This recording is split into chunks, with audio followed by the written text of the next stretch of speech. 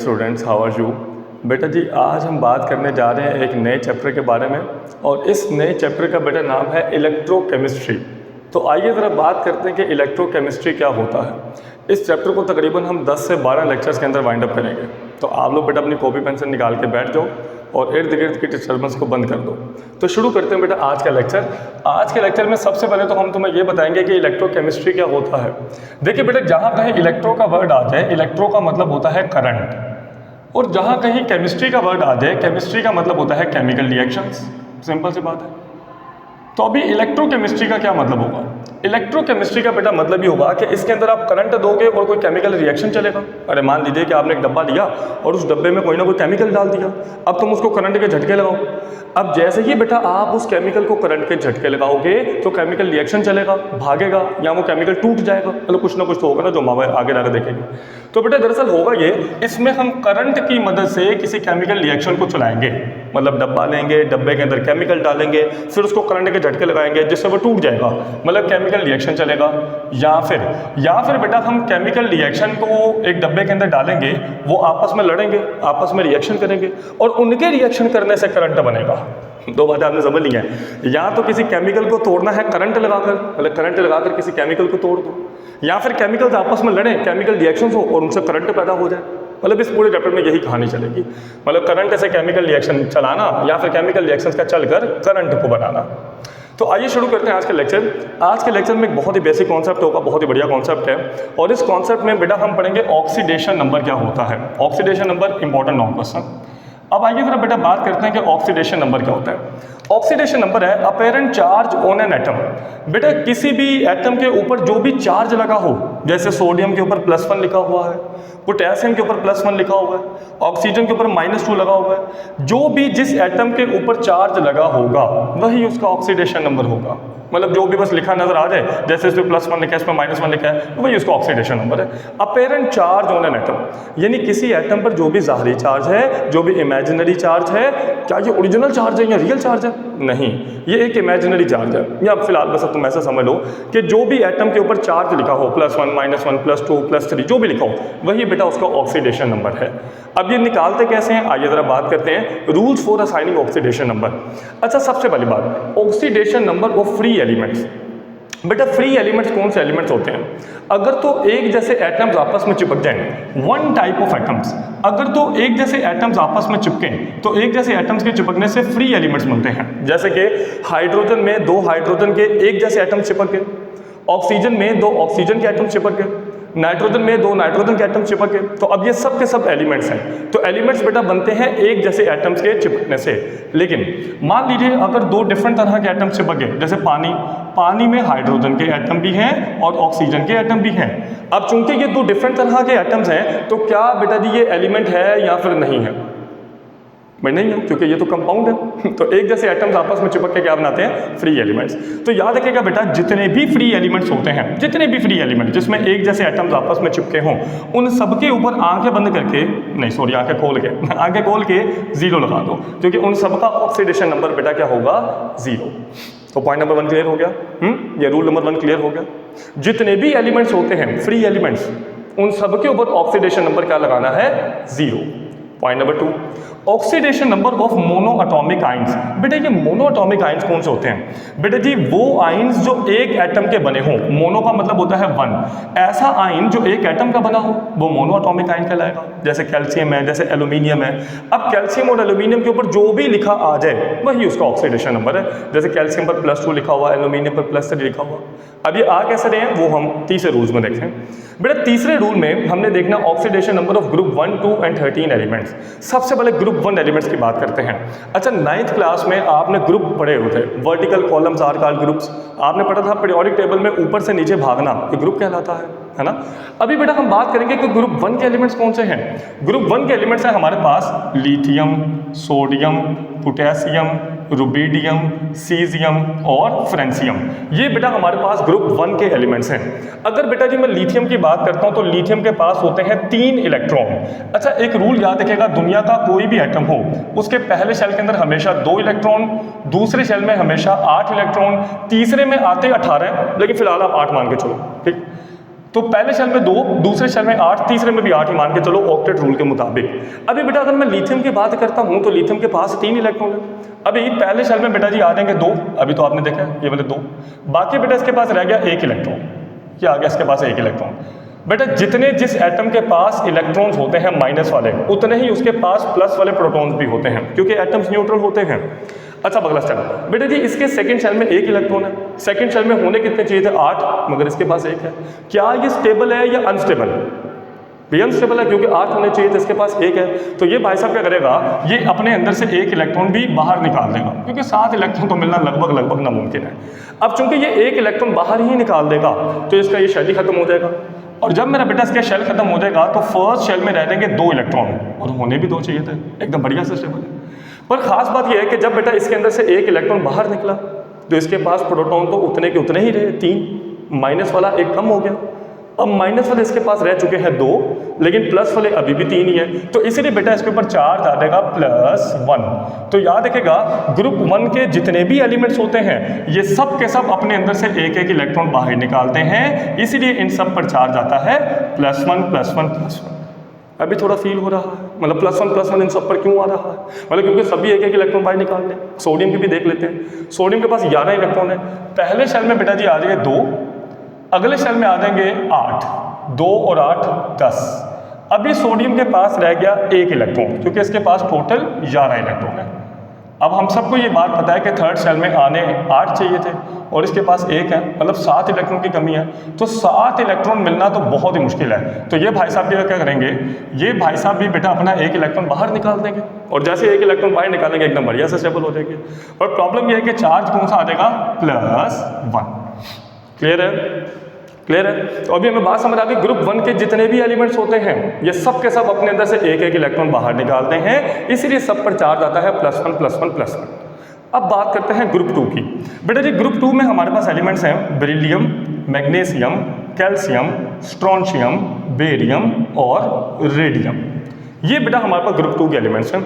अगर बेटा मैं बेरिलियम की बात करता हूँ तो बेरिलियम के पास से 4 इलेक्ट्रॉन है। अभी पहले शेल में बेटा जी आ गए 2, अभी तो आपको बताया था पहले शेल में 2 आते हैं। बाकी बेटा कितने रह गए? 2, तो अगले शेल के अंदर भी 2 आ गए। इसके पास 4 प्रोटॉन है। अब आपका क्या ख्याल है, क्या ये स्टेबल है या अनस्टेबल है? भी अनस्टेबल है, क्योंकि 8 होने चाहिए था, इसके पास 2 हैं। तो अब ये भाई साहब क्या करेंगे, ये भाई साहब अपने अंदर से 2 इलेक्ट्रॉन बाहर निकालेंगे। तो इसका मतलब यह है कि ग्रुप 2 के जो एलिमेंट्स हैं वो तो अपने अंदर से 2 इलेक्ट्रॉन बाहर निकाल रहे हैं। अगर बेटा ये 2 इलेक्ट्रॉन बाहर निकालेगा तो इस पर चार्ज भी +2 आएगा। बेजारी बात है, इसके पास अब रह के इतने गए सिर्फ 2 इलेक्ट्रॉन, मगर प्रोटॉन तो उतने के उतने ही रहे 4। तो इसका मतलब अब मेरे प्यारे बच्चों को बात समझ आ गई है कि बेटा जो ग्रुप 2 के एलिमेंट्स हैं इन सब के आखिरी शेल में 2 इलेक्ट्रॉन होते हैं, और जब बेटा ये उन 2 इलेक्ट्रॉन्स को बाहर निकालते हैं तो इन पर +2 चार्ज आता है। क्लियर है? तो बेरिलियम पर चार्ज +2, मैग्नीशियम पर भी चार्ज +2, कैल्शियम पर भी चार्ज +2, स्ट्रोंशियम पर भी चार्ज +2। मतलब अब आपको बात समझ आ गई है कि ग्रुप 1 के जितने भी एलिमेंट्स होते हैं इन सब के ऊपर +1 लगाना है, और बेरिलियम के ऊपर जितने भी हैं, मतलब सॉरी ग्रुप 2 में जितने भी एलिमेंट्स हैं इन सब के ऊपर +2 चार्ज आएगा। यहाँ तो कॉन्सेप्चुअली याद कर लो, जिस तरह आपको बताया गया है, यहाँ पे क्रैमिंग कर लो, रट्टा मार लो। ग्रुप 1 के सारे एलिमेंट्स पर +1 चार्ज और ग्रुप 2 के सारे एलिमेंट्स पर +2 चार्ज। अब बात करते हैं ग्रुप 13 की। बेटा जी अगर मैं ग्रुप 13 की बात करता हूँ तो इसके अंदर आते हैं बोरोन, एल्यूमिनियम, गैलियम, इंडियम और थैलियम। अब अगर बेटा मैं बोरोन की बात करता हूँ तो इसके पास होते हैं 5 इलेक्ट्रॉन। पहले शेल में बेटा जी आ जाएंगे 2, और बाकी बेटा हमारे पास कितने रह गए? 3। तो अगले शेल के अंदर आ गए 3 इलेक्ट्रॉन। अब आपका बेटा क्या ख्याल है, क्या ये स्टेबल है या अनस्टेबल है? ये अनस्टेबल है, क्योंकि 8 होने चाहिए थे और इसके पास 3 इलेक्ट्रॉन है, मतलब इसके पास तो काफ़ी इलेक्ट्रॉन्स की कमी है, 5 इलेक्ट्रॉन्स की। तो 5 इलेक्ट्रॉन तो नहीं मिलते होते। तो अब ये भाई साहब क्या करेगा, ये अपने अंदर से 3 इलेक्ट्रॉन बाहर निकाल देगा। अब जैसे बेटा ये 3 माइनस वाले बाहर निकाल देगा तो अब इस पर चार्ज आ जाएगा +3। तो इसका मतलब यह है कि ग्रुप 13 में जितने भी एलिमेंट्स हैं इन सब के ऊपर +3 चार्ज आता है। तो अभी तक हमने क्या समझ लिया? हमने ये बात समझ ली कि जितने भी फ्री एलिमेंट्स होते हैं इन सब पर ऑक्सीडेशन नंबर 0 लगाना है। जितने भी आइंस आएंगे उनके ऊपर जो भी लिखा हुआ है वही उनका ऑक्सीडेशन नंबर है। ग्रुप 1 के सारे एलिमेंट्स पर +1 चार्ज, ग्रुप 2 के सारे एलिमेंट्स पर +2 चार्ज, और ग्रुप 13 के सारे एलिमेंट्स पर +3 चार्ज। हम ये चाहेंगे आप यहाँ तक तो अच्छे से याद रखें ना, और साथ में नोट भी करते रहें। आगे देखें ऑक्सीडेशन नंबर ऑफ फ्लोरीन। अच्छा बेटा याद रखिएगा, फ्लोरीन की अगर मैं बात करता हूँ तो फ्लोरीन दुनिया के अंदर पाया जाने वाला सबसे ज़्यादा इलेक्ट्रोनेगेटिव एलिमेंट है। इलेक्ट्रोनेगेटिव मतलब पावरफुल, ये सबसे ज़्यादा ताकतवर एटम है, इससे ज़्यादा ताकतवर एटम कोई नहीं है। अब अगर बेटा मैं फ्लोरीन की बात करता हूँ तो फ्लोरीन के पास होते हैं 9 इलेक्ट्रॉन। पहले शेल में बेटा जी आ गए 2, बाकी बेटा इसके पास रह कितने गए 7, तो अगले शेल के अंदर आ गए 7 इलेक्ट्रॉन। अब आपका क्या ख्याल है, क्या ये स्टेबल है या अनस्टेबल है? भी अनस्टेबल है क्योंकि 8 होने चाहिए थे और इसके पास कितने हैं 7। लेकिन यहाँ पर एक खास बात यह है कि इसके पास सिर्फ और सिर्फ 1 इलेक्ट्रॉन की कमी है। अरे भाई 1 इलेक्ट्रॉन के लिए 7 थोड़ी बाहर आएंगे, 7 इलेक्ट्रॉन ही बाहर आते होते। अब चूंकि ये 7 इलेक्ट्रॉन बाहर नहीं आएंगे तो ये क्या करेगा, ये चाहेगा कि कोई इसको 1 इलेक्ट्रॉन दे जाए, तो चलो हम इसको दे देते हैं। अरे इतने सारे इलेक्ट्रॉन तो पीछे निकले पड़े, उनमें से उठा के इसको दे देते हैं। अब जैसे बेटा जी हम इसको 1 इलेक्ट्रॉन देंगे, क्या अभी ये स्टेबल है या नहीं स्टेबल? एकदम बढ़िया स्टेबल है ना। लेकिन अगर आप गौर से देखो तो पहले इसके पास थे 7 और 2 9 माइनस वाले और 9 ही प्लस वाले, लेकिन अब इसके पास 7 और 2 और 1 ये होगा 10 माइनस वाले और प्लस वाले तो 9 ही है। यानी अब चूंकि माइनस वाला एक ज़्यादा हो गया तो इस पर चार्ज आ जाएगा -1। तो अभी हमें बात समझ आ गई कि फ्लोरीन पर हमेशा चार्ज आएगा -1, फ्लोरीन पर हमेशा चार्ज आएगा -1। बेटा आप लोगों ने 9th क्लास में पढ़ा हुआ है कि दुनिया में जो सबसे स्ट्रॉन्ग एटम है, स्ट्रॉन्गेस्ट एटम है, वो यही है फ्लोरीन, और सेकंड नंबर पे आता है ऑक्सीजन। तो सबसे स्ट्रॉन्ग फ्लोरीन, उसके बाद आएगा ऑक्सीजन। और अब जरा उसी की बात कर लेते हैं, ऑक्सीडेशन नंबर ऑफ ऑक्सीजन। अगर बेटा मैं ऑक्सीजन की बात करता हूँ तो ऑक्सीजन के पास होते हैं 8 इलेक्ट्रॉन। पहले शेल में आ जाएंगे 2 और अगले शेल के अंदर आ जाएंगे 6 इलेक्ट्रॉन। अभी आप सोच के बताओ क्या ये स्टेबल है या अनस्टेबल है? बे अनस्टेबल है क्योंकि होने कितने चाहिए थे 8 और इसके पास कितने हैं 6, मतलब इसके पास 2 इलेक्ट्रॉन की कमी है ना। अगर बेटा जी इसको 2 इलेक्ट्रॉन दे दिए जाएं तो अब तो ये बहुत बढ़िया सा स्टेबल हो जाएगा। पर 6 और 2 8 और 2 10, माइनस वाले 2 ज़्यादा हो गए, प्लस वाले तो 8 ही हैं, लेकिन इलेक्ट्रॉन 2 ज़्यादा हो गए। अब चूंकि यहाँ पर इलेक्ट्रॉन 2 ज़्यादा हो चुके हैं तो इसीलिए इस पर चार्ज आ जाएगा -2। तो फ्लोरीन पर -1 और ऑक्सीजन पर -2, फ्लोरीन पर -1, ऑक्सीजन पर -2। ग्रुप 1 में +1, ग्रुप 2 पे +2 और ग्रुप 13 पे +3। क्लियर है? अब आगे चलते हैं ग्रुप 17 एलिमेंट्स। अच्छा ग्रुप 17 के एलिमेंट्स कौन से हैं? ये बेटा जी हमारे पास ना हैलोजेंस हैं। हैलोजेंस मतलब नमक बनाने वाले एलिमेंट्स। अब ये कौन कौन से हैं? ये वही हैं जिनके बारे में भी हमने बात की थी, फ्लोरीन, क्लोरीन, ब्रोमीन, आयोडीन और एस्टेटीन। अच्छा एक छोटी सी बात हो, मैं अभी तुम्हें थोड़ी देर पहले बता रहा था कि दुनिया में सबसे स्ट्रॉन्ग एटम जो है वो फ्लोरीन होता है। सेकंड नंबर पे मैंने तुम्हें बताया ऑक्सीजन होता है, तो थर्ड नंबर पे ये क्लोरीन का एटम है। तो ये तीनों हैं, कम से कम ना आपको मैट्रिक के तक इतना तो पता होना चाहिए। फ्लोरीन फर्स्ट नंबर पे, ऑक्सीजन सेकंड नंबर पे और क्लोरीन थर्ड नंबर पे।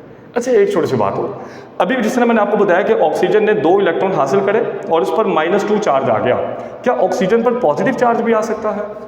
बिल्कुल आ सकता है। अगर ऑक्सीजन अपने से ज्यादा ताकतवर एटम के साथ जाकर चिपक जाए फ्लोरीन के साथ, तो फ्लोरीन क्या करेगा, ऑक्सीजन के इलेक्ट्रॉन्स को खींच लेगा। अब जैसे ही फ्लोरीन ऑक्सीजन के इलेक्ट्रॉन्स को खींचेगा तब ऑक्सीजन पर प्लस चार्ज आएगा। नॉर्मली ऑक्सीजन पर हमेशा -2 चार्ज आएगा हमेशा, लेकिन अगर ऑक्सीजन फ्लोरीन के साथ जाकर चिपका तो फिर ऑक्सीजन पर पॉजिटिव चार्ज आ जाएगा, क्योंकि फ्लोरीन ज्यादा ताकतवर है तो ये ऑक्सीजन के इलेक्ट्रॉन्स को अपनी तरफ खींच लेगा।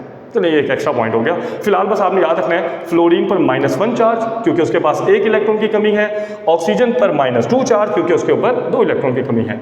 अब बात करते हैं ग्रुप 17। बेटा जी अभी आपने मुझसे सुना था कि फ्लोरीन के ऊपर -1 चार्ज आएगा क्योंकि उसके पास 1 इलेक्ट्रॉन की कमी है। इसी तरह क्लोरीन की भी सेम कहानी है। क्लोरीन के पास होते हैं 17 इलेक्ट्रॉन्स इन टोटल। बेटा जी पहले शेल में आ गए 2, अगले शेल में आ गए 8 और 2 मेरा बेटा होगा 10, बाकी रह गए 7 इलेक्ट्रॉन। आपका क्या ख्याल है, क्या ये स्टेबल है या अनस्टेबल है? भाई अनस्टेबल है क्योंकि होने 8 चाहिए थे और इसके पास 7 इलेक्ट्रॉन है, 1 इलेक्ट्रॉन की कमी है। तो अगर मेरा बेटा आप इसको 1 इलेक्ट्रॉन पकड़ा दोगे तो एकदम बढ़िया स्टेबल हो जाएगा, लेकिन चार्ज आ जाएगा -1। तो इसका मतलब ग्रुप 17 के जितने भी एलिमेंट्स हैं इन सब के ऊपर -1 चार्ज आता है। क्यों? क्योंकि बेटा इन सब के पास 1 इलेक्ट्रॉन की कमी है। मतलब ग्रुप 1 के जितने भी एलिमेंट्स हैं सबके ऊपर +1। ग्रुप 17 के जितने भी हैं इन सब के ऊपर -1। ग्रुप 2 में +2, ग्रुप 13 में +2 बता दिया। आगे oxidation number of hydrogen, very important. बेटा अगर मैं हाइड्रोजन की बात करता हूं तो हाइड्रोजन के पास सिर्फ और सिर्फ 1 इलेक्ट्रॉन है, सिर्फ और सिर्फ 1 इलेक्ट्रॉन। अब अगर हम बात करते हैं हाइड्रोजन की, तो इसके पहले शेल में होने 2 चाहिए थे, मगर इसके पास है ही 1 इलेक्ट्रॉन है। तो अब ये चाहता है कि इसको कोई ना कोई 1 इलेक्ट्रॉन दे दे, तो कहाँ से मिलेगा? बेटा याद रखिएगा, हाइड्रोजन एक बड़ा कमज़ोर एटम है, बहुत कमज़ोर एटम है। हाइड्रोजन का जब भी किसी दूसरे के साथ बॉन्ड बनेगा तो ये बेचारा अपना भी इलेक्ट्रॉन छिनवा बैठेगा। यानी मान लीजिए कि अगर हाइड्रोजन का बॉन्ड बन गया फ्लोरीन के साथ, और फ्लोरीन तो दुनिया का सबसे ताकतवर एटम है, तो फ्लोरीन क्या करेगा? हाइड्रोजन के इलेक्ट्रॉन्स को अपनी तरफ खींच लेगा, फ्लोरीन पर आ देगा नेगेटिव चार्ज, हाइड्रोजन पर आ देगा पॉजिटिव चार्ज। इसका मतलब अब आप ये बात याद रखेंगे कि हाइड्रोजन पर हमेशा चार्ज आएगा +1। क्यों?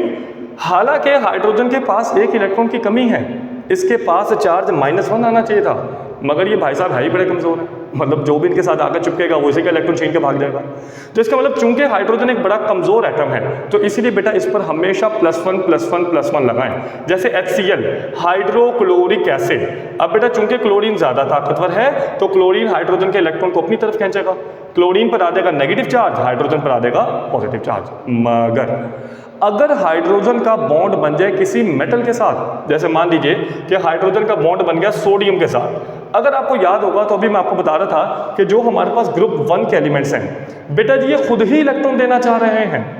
अब चूंकि सोडियम खुद ही इलेक्ट्रॉन देना चाह रहा है, तो वो इलेक्ट्रॉन हाइड्रोजन को मिल जाएगा, और जैसे ही हाइड्रोजन को मिलेगा तो मेरा बेटा हाइड्रोजन पर आएगा माइनस चार्ज और सोडियम पर आएगा पॉजिटिव चार्ज। अब आप इसको याद कैसे रखोगे? याद ऐसे रखना बेटा, सुन लें।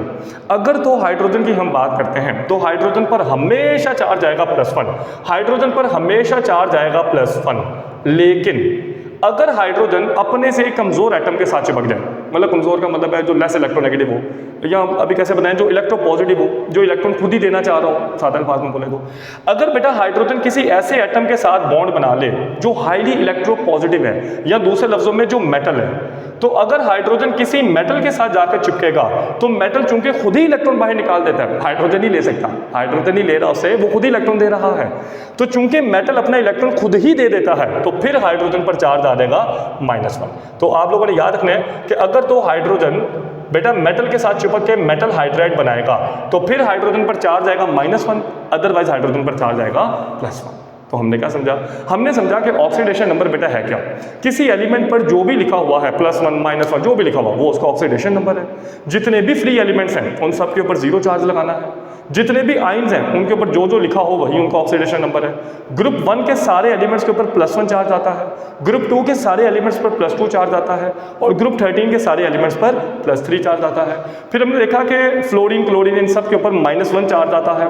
फिर उसके बाद हमने देखा कि ऑक्सीजन पर -2 चार्ज आता है, और हाइड्रोजन पर हमेशा चार्ज +1 आएगा, लेकिन अगर हाइड्रोजन किसी मेटल के साथ जाकर चिपक जाए तो फिर -1 चार्ज आ जाएगा।